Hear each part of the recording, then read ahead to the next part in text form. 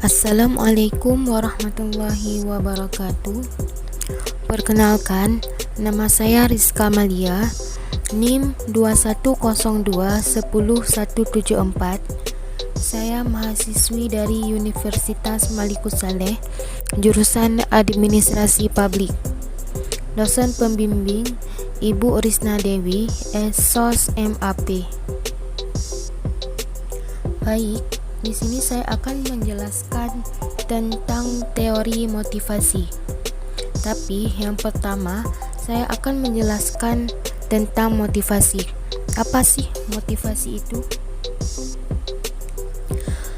Motivasi adalah kesediaan untuk mengeluarkan tingkat upaya yang tinggi untuk tujuan organisasi yang dikondisikan oleh kemampuan upaya itu dalam memenuhi kebutuhan individual.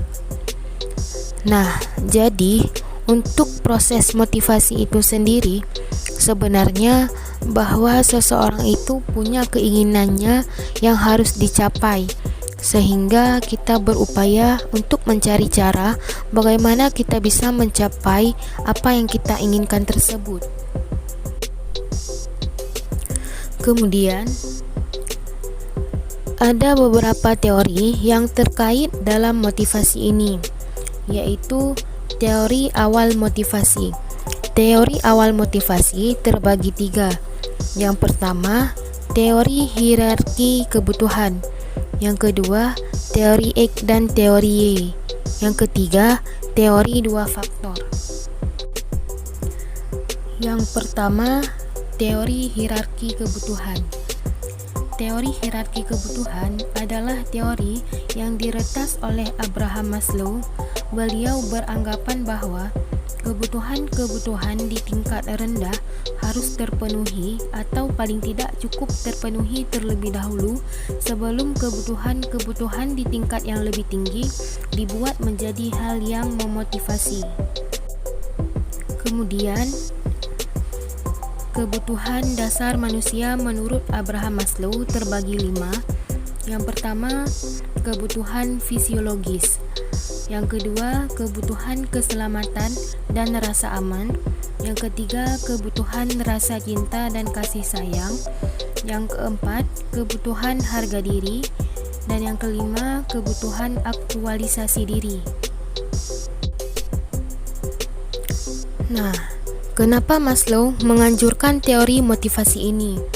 Yaitu dengan tujuan untuk mengarahkan perilaku manusia agar bisa diarahkan untuk mencapai suatu tujuan.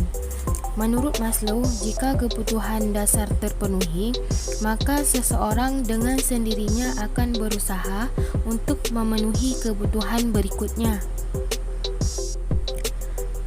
Selanjutnya, yang kedua, teori X dan teori Y. Teori X adalah pengandaian bahwa karyawan tidak menyukai kerja, malas, tidak bertanggung jawab, dan harus dipaksa agar berprestasi.